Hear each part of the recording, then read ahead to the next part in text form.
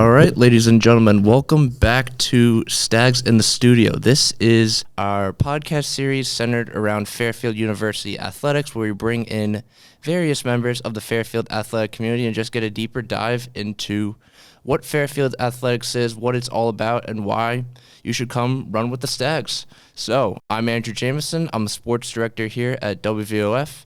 Joining me for this episode today is Chris Bacchieri.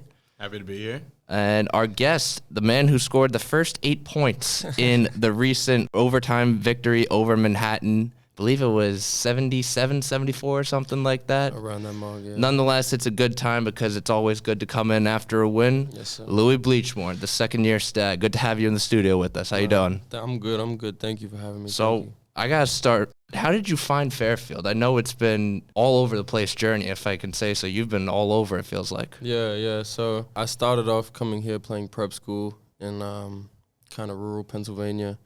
And then I did my first 2 years of college at Hockham Junior College in Philly. And Fairfield were recruiting me out of my sophomore year. Going into my sophomore year. But I'd already committed to St. Joe's at the time. And then after my year at St. Joe's, and I knew I had to get in the portal, Fairfield were one of the first schools to reach out to me. And they took me pretty seriously in the recruiting stage. And then came on my visit, realized this is a place that I could see myself playing at and being successful in. And then, the rest unfolded as it did. Did you know of Fairfield at the time or, Funny enough, I had actually come up to Fairfield my last year of prep school right before COVID to visit Chris Mido because he played at the same prep school as me the year prior. And so we were in the area because we had a prep tournament showcase at Albertus Magnus College. And so when we had some free time, we came up here and visited the campus and saw Chris and stuff. But after that, I'd never gave Fairfield another thought, honestly, until they came and saw me in JUCO. And I thought it was a good opportunity, but I was down the road with St. Joe's at the time, so I went in that direction. But it ended up coming full 180 anyways, and, they ended up getting me, so. So you've been here for 2 years. You've seen Chris Casey emerge as a coach. How have you seen him evolve from last year's first year as a head coach to this year? He's evolved in the sense that this is a completely different team than last year. We have a lot of new guys, so just the challenge of having a lot of different pieces come in after the year we had last year, that's a challenge in itself. So I think he's adapting and understanding his players and how to maximize all of our potential and have it gel to the point where it produces winning games consistently. And I think he's adapting and evolving great in that aspect. Yeah, no, you mentioned the roster is night and day compared to last year. Yeah. And, this team that was referred to as Guard U last year, you feel like it's still in the midst of finding its identity, but, you are into the heart of MAC play now, currently with a 4-4 record. We were just talking before the show how it's a lot better to be 4-4 than it is 3-5. And, especially with the new look MAC with teams like Sacred Heart and Merrimack. How has the team approached this new look conference and, these rematches that are going to be coming up? Because now we're in the point of the season where you're going to be seeing times for the second team around, this time on the other team's court or hosting them. Especially with the Merrimack game tomorrow, the way we went to Boston and essentially got, embarrassed by them the last time we played them. We definitely will have an attitude tomorrow of we've definitely got something to prove, not just to, get the win against the other team, but prove to ourselves that we need to get payback for all the work that we put in. Our practices are extremely hard, and we've really been emphasizing competing at an extremely high level. So to be able to get payback on a team like that would be great, and I feel like that would give us some momentum and propel us forward in some of these tough games that we have following Merrimack. Would you say there's a heightened urgency in practices this week? For sure, and the coaches do a great job of never letting up on that. And I think that's something that we're showing signs of, but we need to keep building on it. And especially as these tougher games come around, because I do believe we have a tough February coming up. If we can keep that identity growing and keep being a grinded out team with toughness, then I feel like that would feed great into heading into March, into the MAC tournament.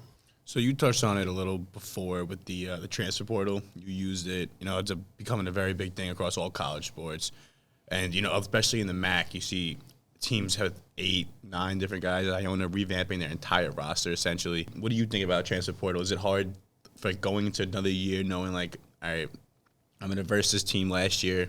It was whatever, but now I'm going into a new year, completely different team. How does that make you feel? Yeah, it's tough because there's no like, oh, well, I've played him many times before, so I know his game. It's new teams have essentially new rosters every time we play them, so the ability to adapt and to, the coaches emphasize it in practice of 1 week we're going to prepare this way, and the next week when we have another team we prepare this way.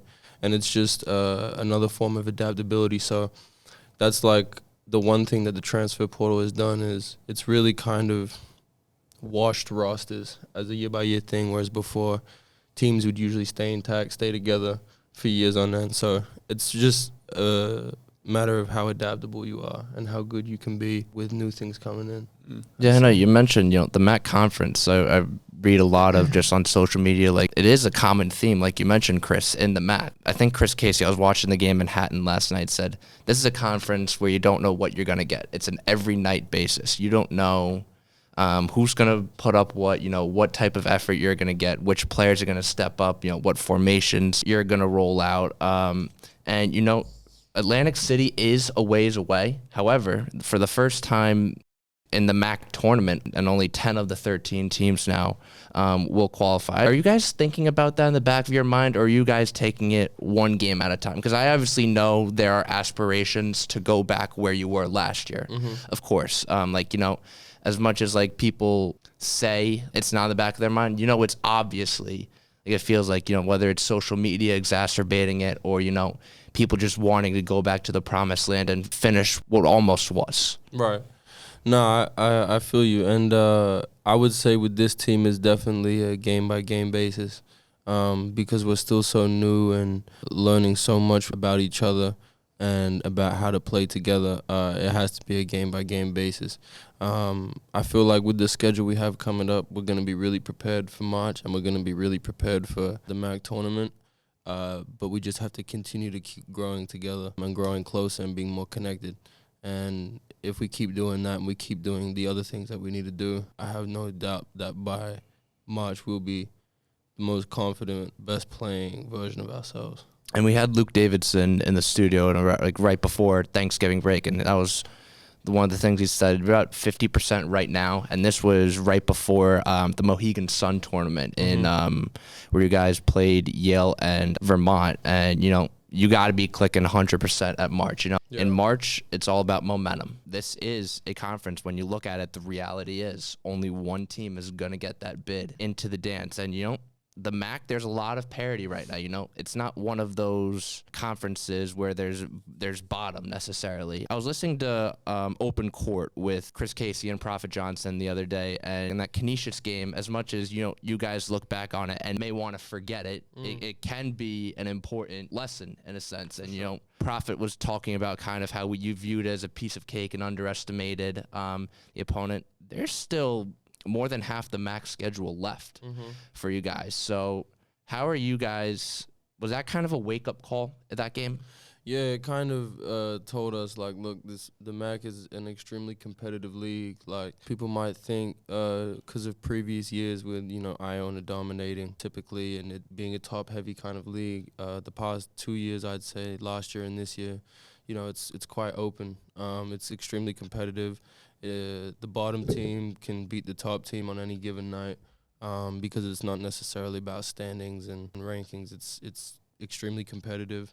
And even a team like Canisius, whilst their record was 1-16, like they didn't play like a 1-16 team. Like they came out scrappy and they wanted to win, and they just did the right amount of right things in order to do that. But it is a very competitive league, so you can't ever take your foot off the gas pedal.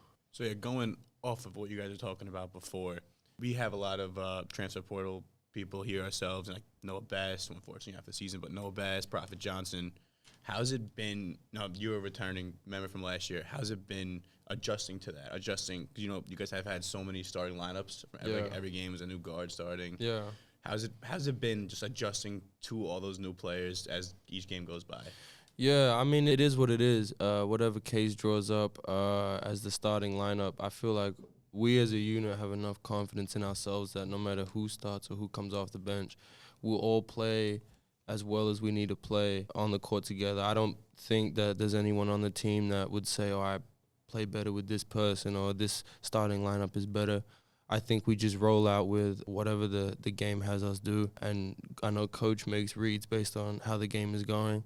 But I feel like we're all pretty adaptable with one another. We throw different lineups around in practice, so we've all gotten a lot of time together in practice. So whatever lineup Coach chooses to go with, everybody's usually pretty confident in one another.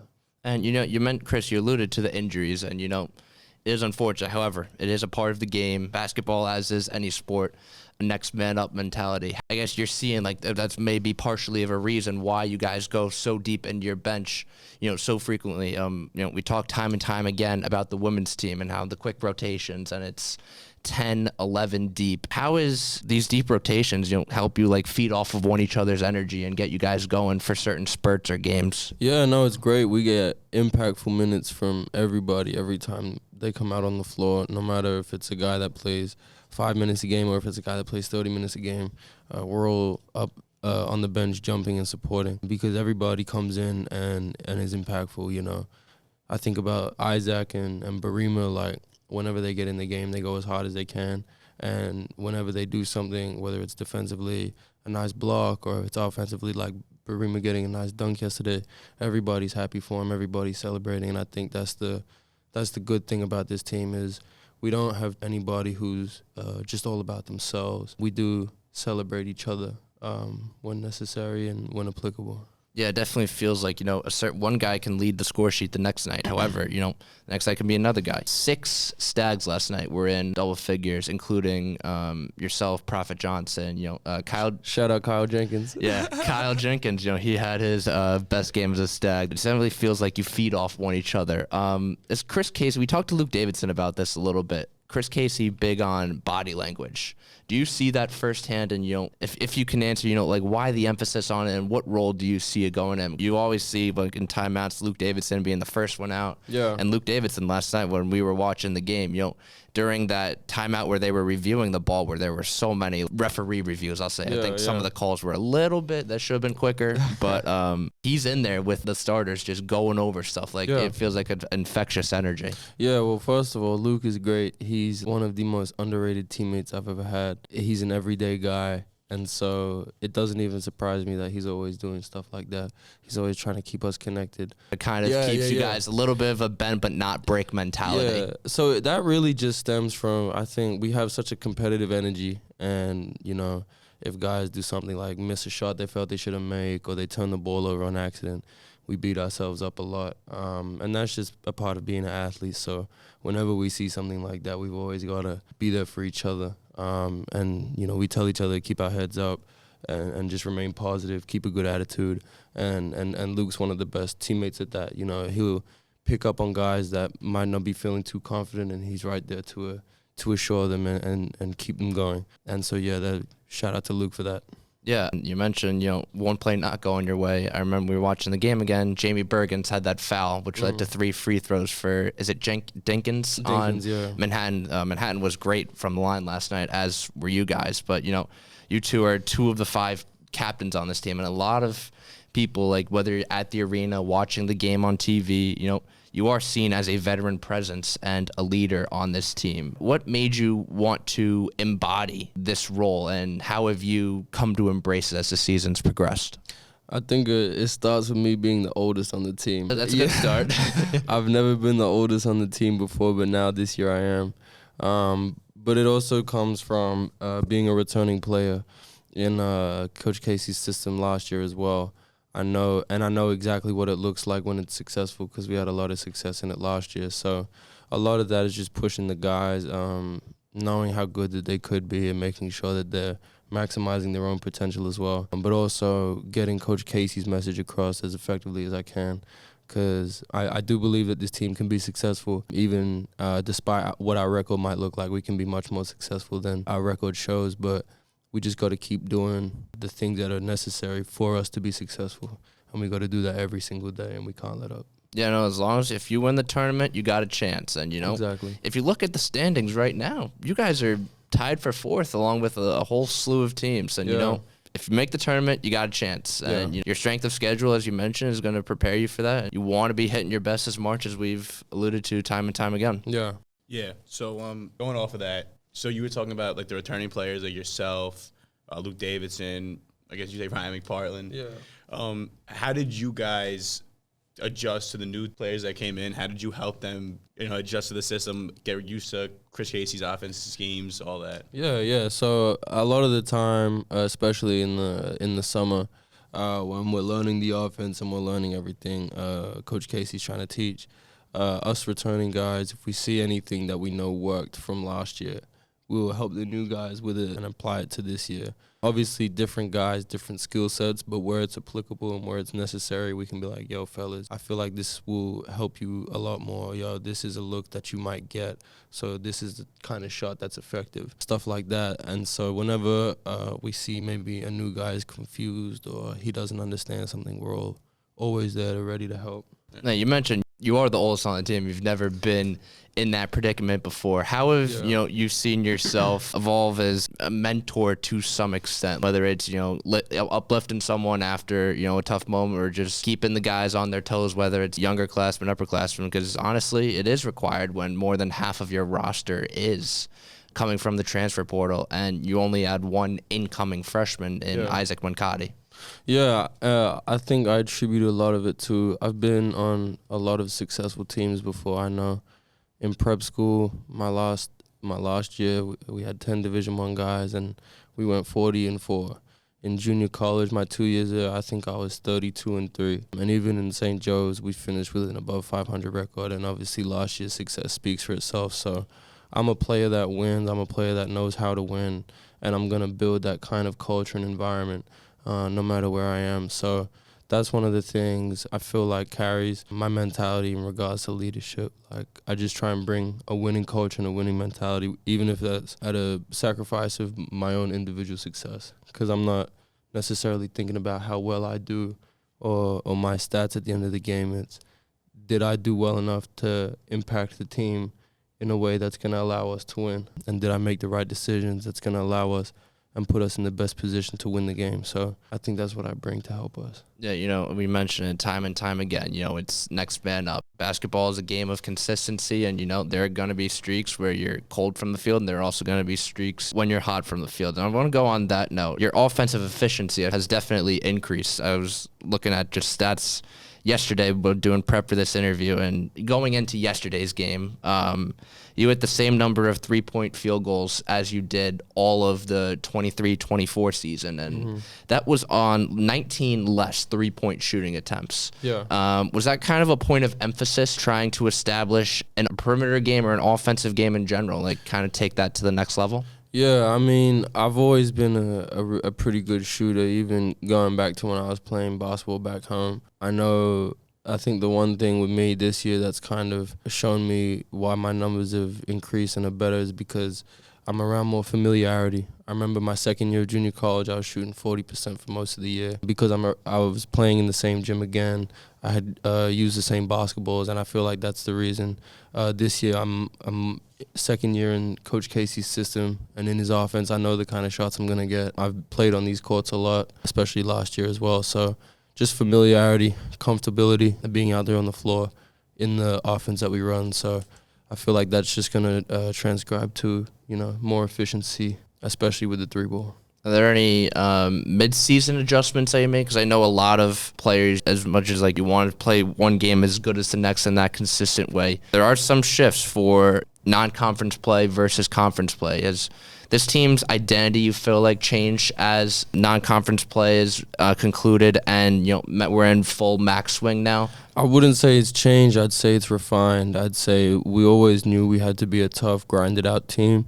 I just think the non-conference schedule it got the best of us, and it showed just how tough we have to be. And I feel like we've shown tremendous toughness within conference so far. Even the game at Marist, it was a close game down to the wire, despite a loss, and that's the number one team in the conference. So if we can go on their home court and run them for a decent game, I think we can compete with anybody in the league. So we just got to keep being a tough, grinded-out team, and no matter what, never let our foot up. So, it just came to my mind as you were talking about the comfortability. You played for 2 years. I've watched most of the games, away games and all that. I've genuinely come to believe that we have the nicest court in the MAC. Yeah. I just wanted to hear your opinion on that, and you give me like a top 3. Oh, no, for sure. I think we have the nicest in the MAC for sure. I'd say Quinnipiac is pretty nice as well. I'd have them at number 2. And hot take, I actually liked Manhattan's gym yesterday. Really? I did. It was a little smaller, kind of gave me like a high school gym kind of vibe, but I don't know, that's like a Hoopers gym. I feel like I liked it, but definitely not the third nicest. I just liked it. But I'd say Quinnipiac and then us for sure, number 1. Yeah. I feel like, you mentioned that, Mahoney Arena, it is one of the hallmarks, whatever you want to call it, of campus. It is huge, and, it's something that you're drawn to. I was curious, because we talked to Paul Schlickman earlier, what Fairfield athletics was becoming at the time, largely to, the arena and what they're trying to build on campus and bring back school spirit. Did that have any influence in you wanting to come to Fairfield to see that? For sure. Big arena on campus, Red Sea, that yeah, whole for thing? sure. No, I remember when I came on my visit here and I walked in the arena, I was like, wow, I was really kind of astonished. I was taken back. It's a really nice arena. And it's fun to play in every night. It's brand new, and I mean the games are competitive as they are, so it's fun to go down there every home game we get and compete. But I'd say it was definitely a big factor into getting me to come here. It's professional, it looks clean, it's nice, and it's a fun place to play. All right, big home game tomorrow. Yeah, Merrimack, 7 p.m. Yeah, Any there. message to the Red Sea? I would just say, please be there. We absolutely love student engagement. We've been trying to figure out different ways to get more students to come to the games, and we highly encourage students to come. So whoever needs to hit a message, come to the game tomorrow, show your support. It's going to be an absolute war of a game, and it won't disappoint. I am curious how this week was. Were there any focal points on practice today, especially seeing Merrimack the first time, and what you referenced was, and you wanting to get back in a sense? Yeah, so we actually have practice later tonight, but I have a feeling we're definitely going to work on how to deal with their zone. They play a zone most of the game, and that's what we saw last time, and it kind of shocked us a little bit. We haven't really gone up against that much zone before. But I feel like especially with practice today and just our mentality and how we're going to look at the game tomorrow, I feel like we're going to be a lot better prepared. And, it'll be a game. Yeah, no, Merrimack, Gallo, he's one of the few defenses in the country that operates, that type of zone defense. You guys aren't the only team that's, struggled with that. We saw last night, Mac, any given day, St. Peter's, MAC champion last year, they got held to 37 points versus Merrimack, which is kind of, St. Peter's is a physical and scrappy team, don't get me wrong, but I feel like considering just Fairfield, how you guys are putting up 70 plus points a game, seeing a team not even go past 40 is kind of... That was surprising. It was very crazy. It looked like it was a high school game score. Yeah, but it helps you guys in the standings, so be it. However, I guess my final question for you is, when this is all said and done, this is what we kind of ask all of our guests on this show. What do you want to be remembered for, both on and off the court? Being a man of God. I know my faith and my dedication to my faith has just changed my life completely. So if anybody sees how I act, sees how I behave, I want them to see the way that God would want me to be, and be authentic, be myself, always serve others, and be selfless. And I feel like if everybody lived like that, we'd live in a much more peaceful world. So just doing my part every day to help others, and try not to think about myself too much, but enough to keep me alive, obviously. But yeah, I'd say if I could be remembered for one thing, it'd be being a man of God. And then, that'll do it. However, pack the Red Sea. That's first and foremost. We still got more than half of the MAC to go. Game 9 in the conference tomorrow versus Merrimack. So prime time, 7 p.m. So Yes, sir. if there's ever a game to show up to, ladies and gentlemen, it's Tomorrow this at one. 7.